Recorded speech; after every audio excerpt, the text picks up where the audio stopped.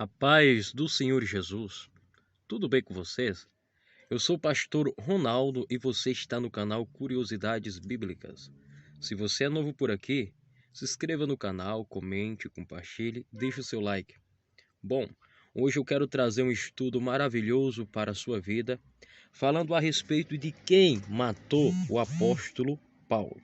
Para isso, nós vamos usar uma base teológica. Eu estou aqui em mãos com um livro de teologia média da IBAD, onde o tema é Introdução ao Novo Testamento. Então eu quero trazer aqui uma base teológica para você entender como que foi todo esse processo de morte do apóstolo Paulo. Acredita-se que o apóstolo Paulo, ele foi degolado, Cortou a sua cabeça por causa do Evangelho de Cristo. Então eu vou mostrar para você agora e vou ler para você como que pode ter acontecido isso. Vamos para o vídeo? Meu querido e minha querida, Paulo foi um dos maiores evangelistas da história da igreja. Como missionário, ele implantou igrejas por toda a Ásia e também por toda a Europa, levando a mensagem libertadora do Evangelho às partes mais remotas do planeta. Partes estas que os pessoal que pregava a palavra naquele tempo não queriam ir.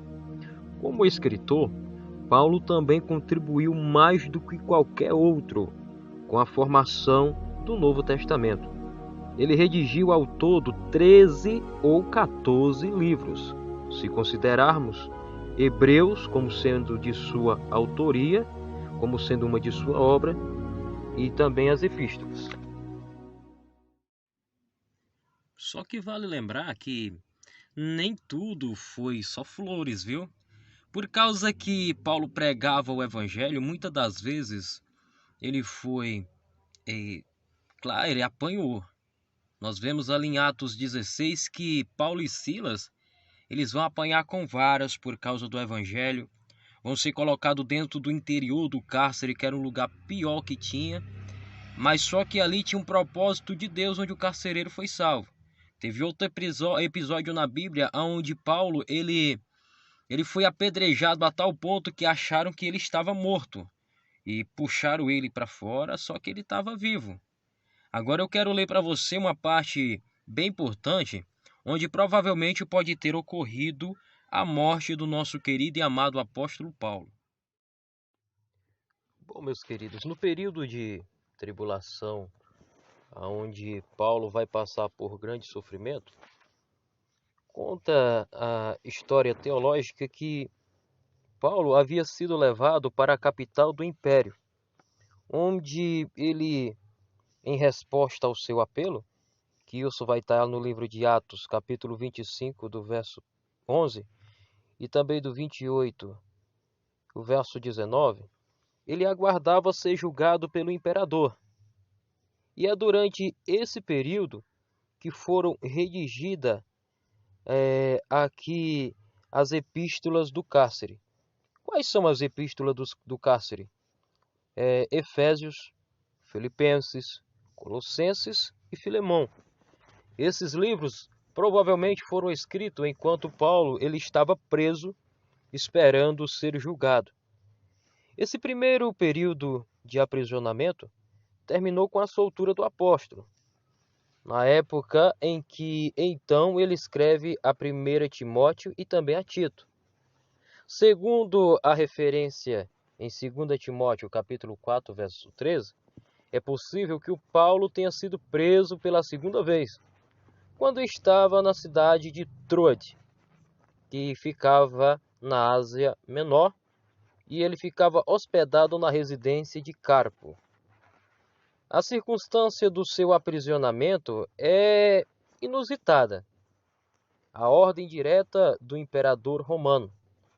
A acusação é planejar e executar um incêndio criminoso. Mas como assim? Deixa eu entender, você vai entender já já.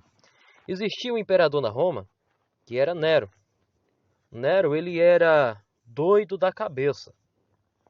Ele era muito doido. E ele vai meter fogo na metade da cidade e vai culpar os cristãos.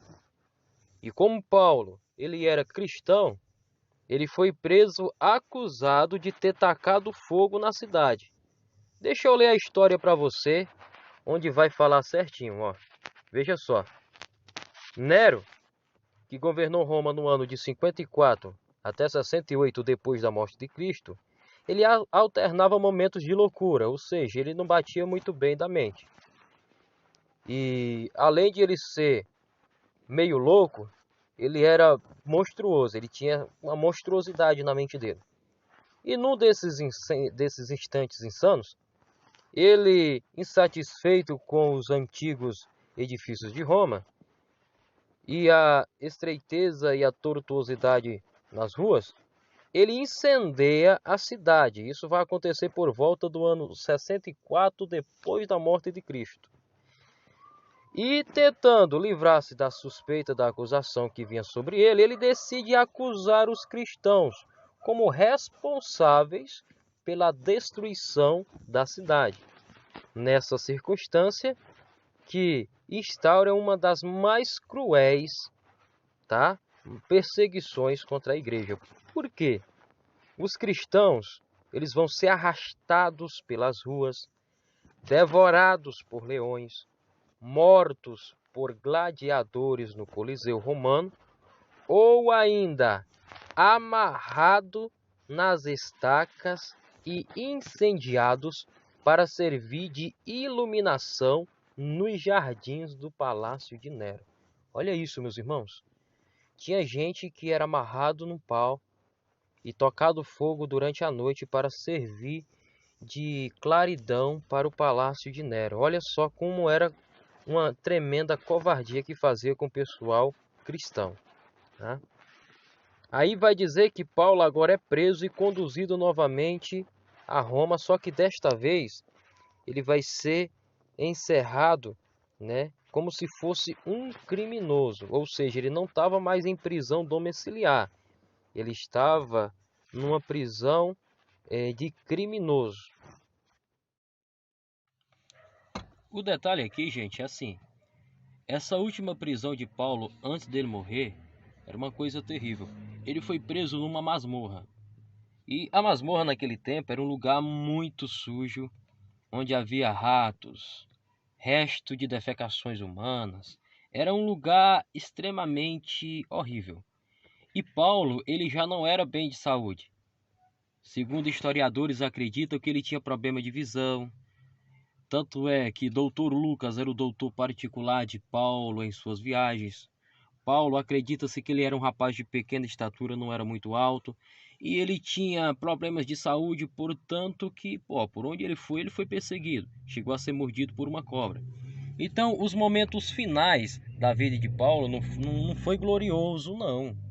Foi uma coisa muito sofredora. Mas se você pensa que Paulo, por algum minuto, pensou em desistir, as últimas palavras dele para o seu discípulo Timóteo, jovem pastor, é: combati o bom combate, encerrei a carreira, mas guardei a fé. Que nós possamos pegar essa visão e entender que nós temos que guardar a fé. Quem provavelmente mandou matar Paulo foi o imperador Nero.